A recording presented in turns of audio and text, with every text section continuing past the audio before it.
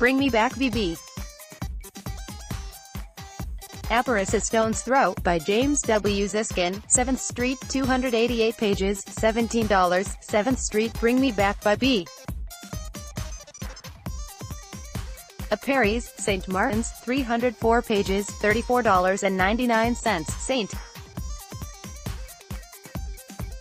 Martin's Press, Jar of Hearts, by Jennifer Hillier, Minotaur, 320 pages, $33.99, Minotaur. What My Sister Knew, by Nina Lorien, Grand Central, 384 pages, $19.49, Grand Central Publishing, St.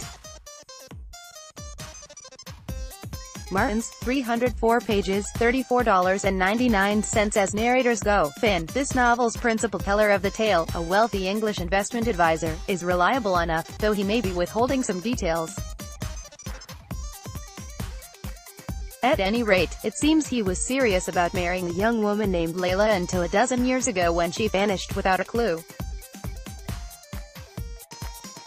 The years pass, and Finn, still reliable but also still somehow evasive, falls for the missing woman's sister. About the same time, a secondary narrator gets into the act. To reveal this character's identity would constitute a serious spoiler. So it's enough to report that the one utterly reliable narrator of the piece is our author B.A.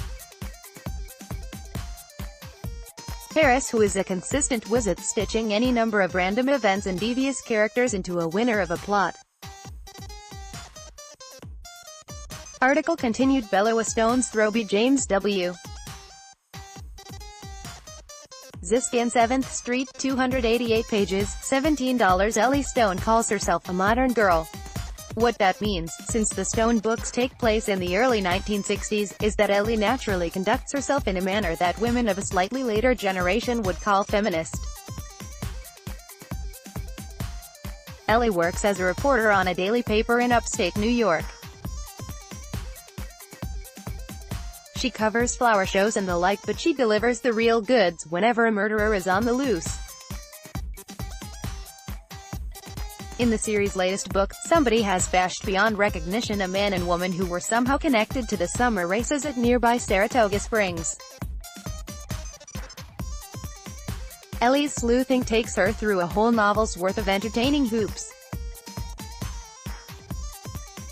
What's most appealing about A Stone's Throw is Ellie. She's cheeky but intellectual, she hums Beethoven, nervous about physical encounters but confident with everything else. She works crossword puzzles in pen and ink. All in all, a treat to hang with for 300 pages. What My Sister Knew article continued. Below by Nina Lorien, Grand Central, 384 pages, $19.49. Andrea Boudreau may be the most contrary central character in recent crime fiction. She refers to Denver, the gem of the Rockies, where the book's events unfold, as possessing post-apocalyptic hideousness. She insists that she herself is both homely and none too smart. Does a reader want to spend time in this unappealing young woman's company? Not really, or at least not until we find ourselves gripped in a chilling story involving Andrea's twin brother, who served a stretch in prison for killing their parents, and is now on the run for another possible murder.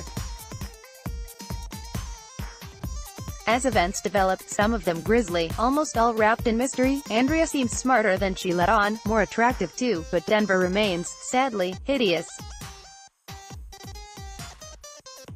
Jar of Hearts by Jennifer Hillier, Minotaur, 320 pages, $33.99. Does it really matter that there's very little mystery in a novel that falls into the genre of fiction commonly known as mystery? Well, no, not when the novel is as sneaky smart and horrifically plotted as Jennifer Hillier's fifth and best realized book.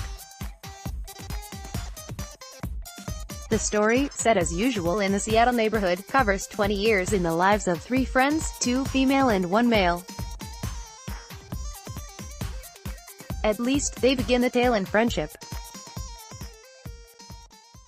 At 16, Georgina Shaw becomes obsessed with an older guy outside the trio. This guy murders the second girl in the group, Angela Wong, and Georgina helps him bury the body. Meanwhile, what of the male in the original trio, Kaiser Brody? As an adult, he goes into policing, and years later when the buried body surfaces, he solves the case. But this gets nowhere near to winding up the story, which becomes far more sinister with each page.